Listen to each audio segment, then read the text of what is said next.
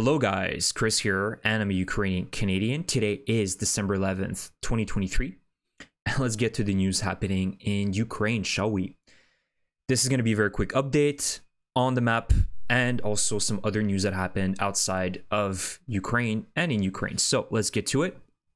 First of all, in Avdiivka, no changes in the last few days since my last video on Friday.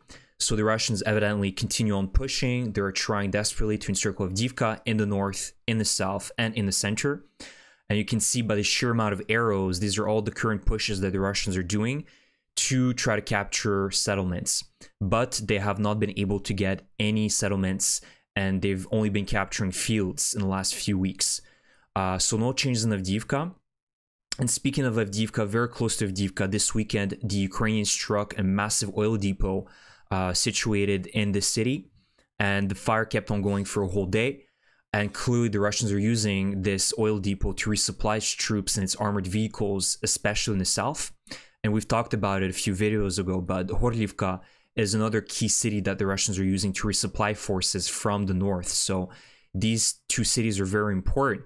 And Makivka, if some of you may remember, last year, I believe it was on New Year, the Ukrainians struck a school full of Russian soldiers on New Year with HIMARS, which was an excellent present.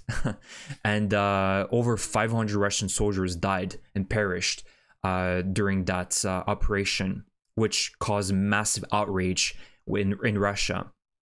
And so just want to refresh your memory on Makivka last year. Additionally, in Bakhmut, there's less good news. The Russians were able to push further into Bogdanivka. You can see that this was the situation on December 10th. They managed to move in closer to Bogdanivka. Again, these are very open fields. And from what I understand, some Ukrainian soldiers were saying that this specific area is no man's land. So there was no real Ukraine presence in this area. And so since the last few weeks, the Russians have increased their pressure here, so they've been able to easily take these fields.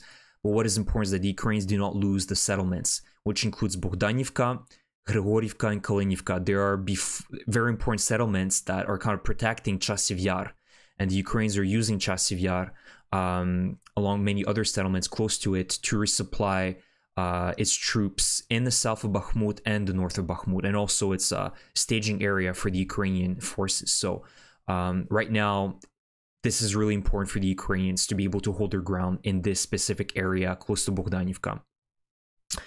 And also another small update in the Kupiansk direction. The Russians have advanced slightly, so nothing really significant for them. You can see that they've managed to get some part of this field in Kupiansk, in the Kupiansk direction, not too far away from Orlyanka. So this is where the Ukrainians were able to counterattack and gain some ground in this direction. So the Russians counterattacked in the north and pushed more towards the south, as you can see. So nothing really significant. There's going to be a lot of back and forth, and there's been a lot of back and forth in this direction.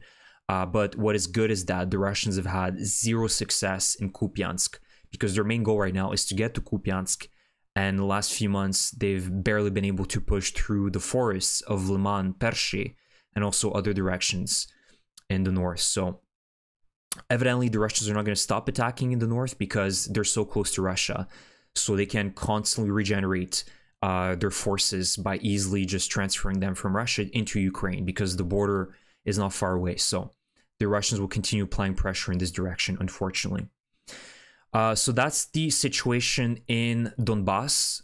Again, as I've said multiple times in the past, the Russians have picked up the initiative, and that has started ever since their Avdiivka offensive. They have brought in more than 170,000 fresh troops into Ukraine in the last few months, and that has helped the Russians with their multiple offensives in the last few weeks. So that is going to be the case in winter. Ukraine is going to have to hold the Russians, especially in Donbass, as the Russians are trying to capture the remaining administrative borders of Donetsk and Luhansk, and parts of Kharkiv as well. However, one direction where the Ukrainians are having success, and we've talked a lot about it in the last few weeks, is the left bank of Kherson. And so the only update I can give you guys is that there's a lot of chatter on pro-Russian channels, especially this weekend, talking about how Russian commanders are giving inaccurate information about their successes. So they're giving orders to their troops, their units, to take back positions in the left bank, and then they're lying that they have successfully taken them, even though these troops have been obliterated by Ukrainian forces present in the left bank.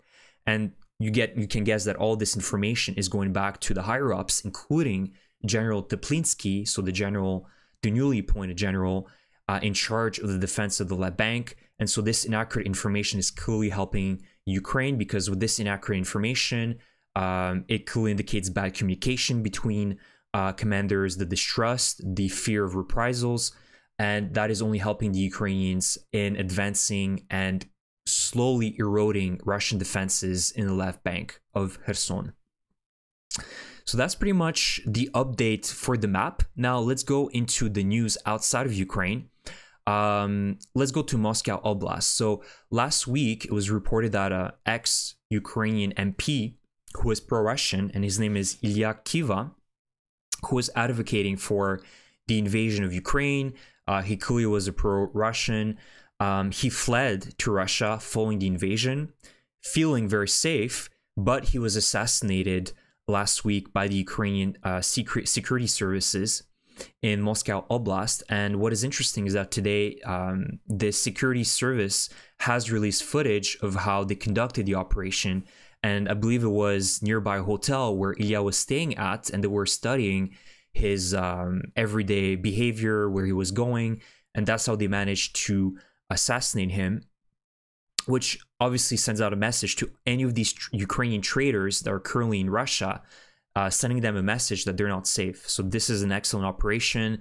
And again, the Ukrainians can also operate within Russia and assassinate very key targets, which is excellent news as well, in my opinion.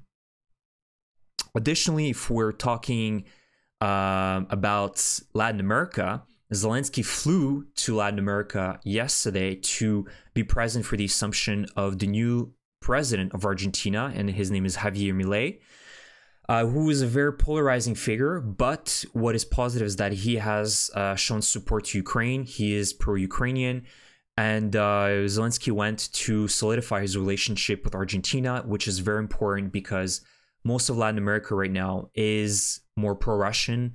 And I'm looking more around towards Venezuela, Brazil, which have more ties with Russia than Ukraine.